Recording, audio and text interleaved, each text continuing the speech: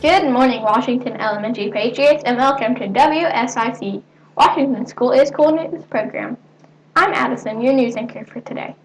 Today is Monday, December 5th, 2016. Please stand for the Pledge of Allegiance and moment of silence.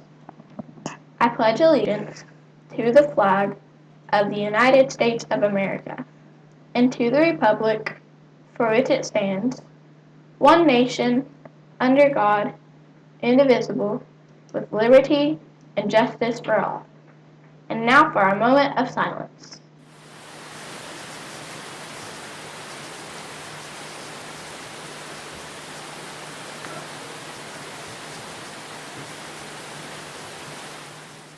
Learning Center F will be practicing for their performance this week during their related arts time. LCS, please report to the auditorium during your related arts time. On the last day of school before winter break, we will once again have our holiday celebration in the auditorium. Each year, school assistants and some teachers participate in a friendly holiday competition on stage. What will we expect to see this year? No one knows for sure, but don't worry, our WSIC reporters will be looking into it for sure. Assistants and teachers, if you would like to participate, please let a related arts team member know in advance so they can add you to the celebration. As part of the countdown to winter break, this week is National Hand Washing Week. Yes, that is a thing. Remember, washing your hands kills germs and keeps you from getting sick. With the holidays right around the corner, no one wants that.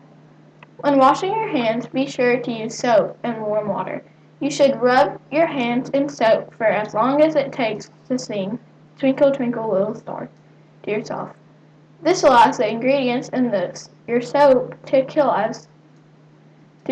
all the germs that are on your hands. Another way to keep healthy is to avoid the T-zone. The T-zone is the parts of your face that you want to stay as germ-free as possible. The eyes, the nose, and the mouth make the letter T across your face, and these you should avoid touching.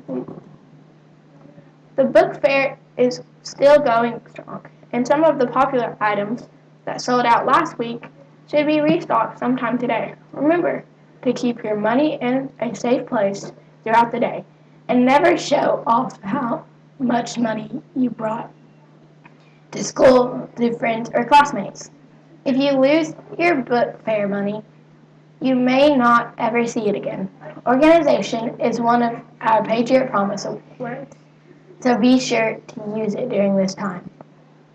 On the menu for lunch today, you'll have the choice between chicken poppers with sauce and a roll, or a muffin yogurt and string cheese mixed vegetables, potato wedges, baby carrot cups, fruit slushies, and mixed fruit will also be served.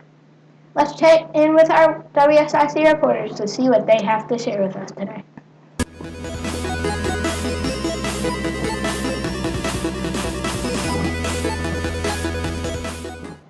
Today on Tech Tidbit, I want to share with you a very useful font. A font is the style of the letters found on a computer screen or in a book. Some fonts are simple and some are fancy. The font I want to share with you today is called the Dyslexia. It is designed for students and adults with dyslexia. Graphic designer Christian Board also has dyslexia himself and designed the font to improve his reading. People with dyslexia often swap, rotate, and flip letters without noticing. The problem is that some letters are too similar to each other. Think about the letters B, D, P, and Q. They look very similar, and if they get flipped or reversed, it would be hard to tell which letter was which. Look how different each letters look in the Dyslexia font. It would be harder to get those letters confused. The Dyslexia font is designed so that every letter is unique in its own form. This helps when letters get flipped and reversed. Sometimes letters look crowded or too close together. Look at the word like. The L, I, and K are very close together and look very similar in shape. The Dyslexia font has extra space between the letters and between words. Here you can see what the word looks like in the Dyslexia font. Dyslexic people may also overlook the beginning of a sentence and read two sentences as one. This font makes the capital letter bolder so the reader will easily identify the beginning of a new sentence. The Home Edition can be downloaded from the Dyslexia website for free. Teachers, a school-wide setup is available too. Check it out at www.dyslexiafont.com. I'm Eli for today's Tech Tidbit. Now back to the studio.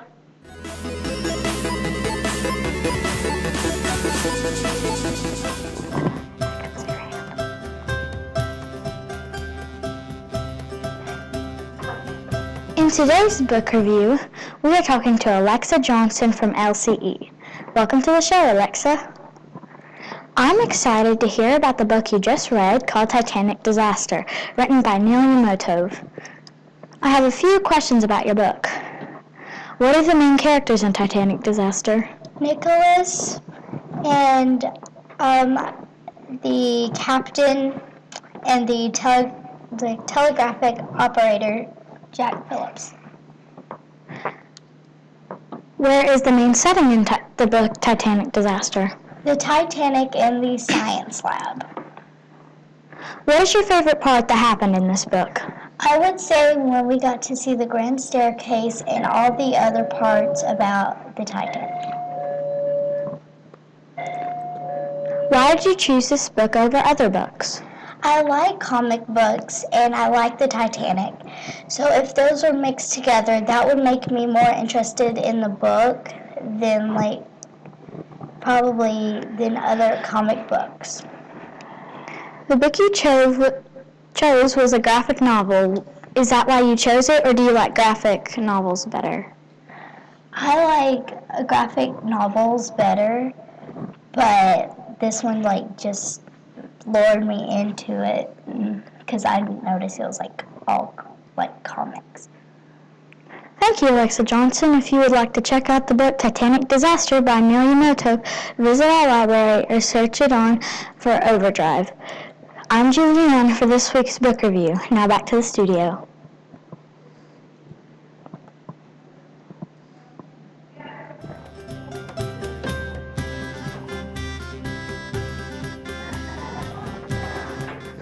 Good morning. Today's only will be 53 degrees and cloudy. Tomorrow will be 58 degrees and rainy. Showing us where tomorrow's our weather map. The weather map today is Javion from Learning Center B. Welcome to Javion. Thanks for your help. Today's science question asks, what is the biggest number you can name? The largest actual number is Googleplexion, which is a 1 with so many zeros after it that it can't be written because there's not enough space in the known universe to write all of them. And no mathematicians disagree about whether it's a number or not. There's always infinity. After a trillion come a quadrillion, a quintillion, a sextillion, a septillion, an octillion, and a nonillion. All of these are much smaller than Googleplexion and infinity. If you ever tried to write Googleplexion, it would take more time to write all the zeros than the universe has existed. Let's report back to the news desk for today's final thoughts. Thanks, team. Remember, if you have anything exciting happening in your learning center, please let WSIC know. Send an email to our crew at wsic@k12k.com. And now for our joke of the day.